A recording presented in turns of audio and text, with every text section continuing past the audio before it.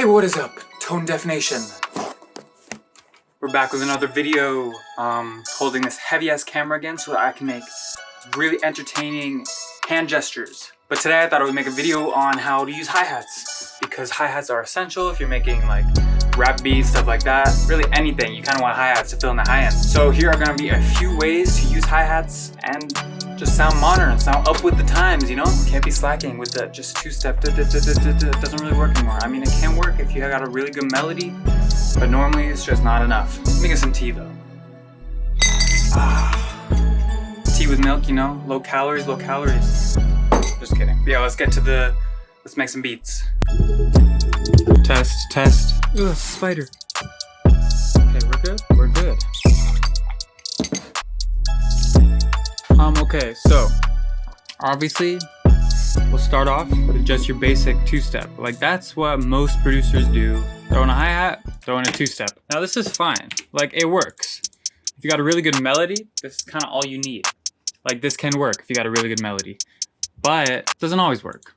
And sometimes you need your drums to be more interesting than that. Okay, so the first way, just add space. Add space in between your hi-hats. So maybe I'll go.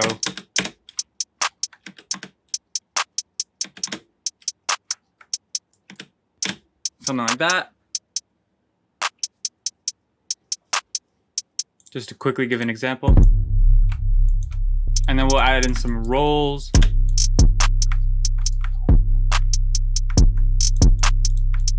Maybe a quicker one.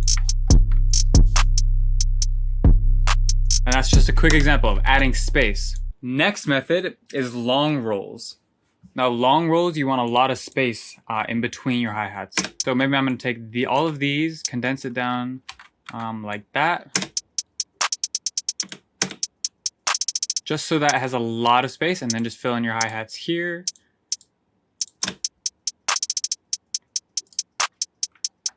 Maybe put another roll here, just to add a little more interest. And then let's just hear it.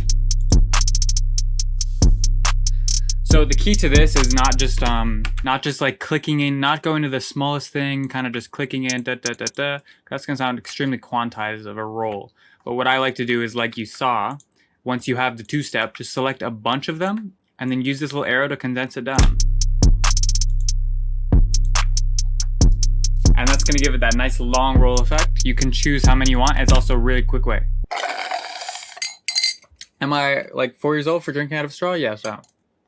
Is that a problem? Okay, the next way is gonna be simple as that. 1, 2, 3, 4, 5, 6, 7, something like that.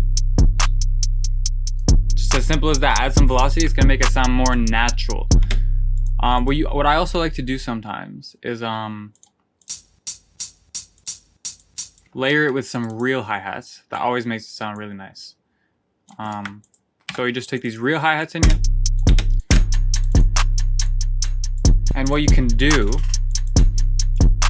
is if I route these in here, make these hi-hats mono or something. You can also just use this knob here. I was gonna go RC20, but make those wide and then make these completely mono, completely merged with this little knob. If you don't have this little knob, it's gonna be somewhere in here.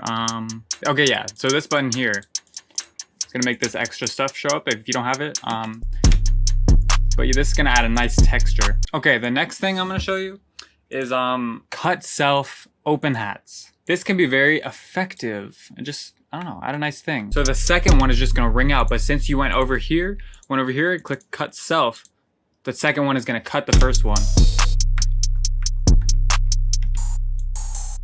Something like that. I mean, this isn't the best hat for the example. Let me find a different one.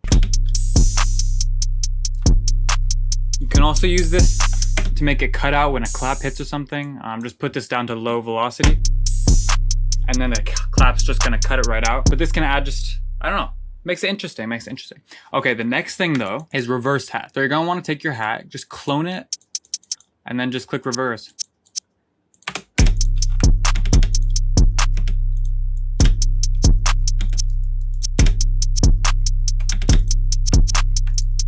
Something like that. I don't know, you can do all kinds of stuff with this. Even like fill 4. Offset it weirdly. But But you can do all kinds of weird stuff like this. Like there's a new Glass Animal song where you can hear they do this in some parts. Just sort of as a fill or a different layer, a different section of the song. But it can just be really nice. I don't know. It's just, these are just all kinds of different things you can do with your hats. Just want to give you some tips, you know? And the next thing you can do, I've done this in a previous video, but nobody ever watches any of my videos. So I'm just gonna show it again. So if you take like all of these, so I know that the clap is hitting right here, like on this line here. So I'm just gonna make a roll after that clap, and then I'm just gonna fade down the velocities. And then I'm just gonna resume my normal hats after that. So it's gonna sound like this. And it's gonna sound really nice. You can also do it reversed, but it's usually good to do it right around a clap. You can remove the hat maybe here. And it just kind of adds a bounce. You can do it really short also. Just gives the ear a little break from that constant two-step. Like that's a lot more interesting then.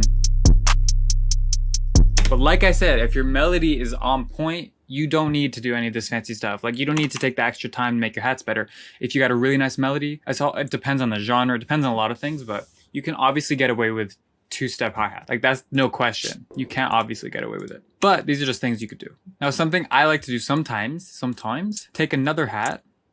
Let's say this one for instance. Yeah, just throw another hat in there. You just put it also a two-step in, but then maybe route this to 5. So I have this hat. What I'm gonna do is stereo shape it so that's super wide and just turn it down a little bit.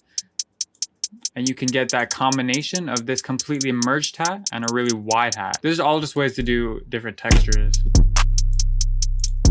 And you can add some rolls.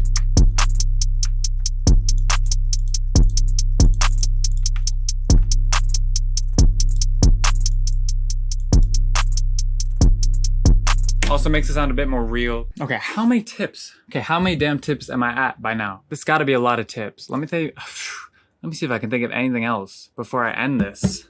Something that I did recently that I thought was pretty cool is I just routed my main hat to another channel and then put reverb on it, turn down all the dry, and then I just panned this reverb to one side. I don't know, I just found it cool. So that's what this sounds like. It adds like a little bit of space just to one side. It can just make it sound more interesting. And maybe you take this, put this on the other side. Like there's all kinds of ways you can make it just a more interesting, like dynamic audio listening experience. But that's all. I don't think I can come up with any more tips. That's kind of just what you can do that's interesting. Just layer stuff, add different types of rolls, longer rolls, shorter rolls, play with the velocities, play with reverbs, pannings, all kinds of stuff. Just make it interesting, do what you want to do. Okay, let me just shut up and end the video. Thank you for watching. I'm on the road to 3 subscribers. So subscribe if you want, and I'll see you in the next one.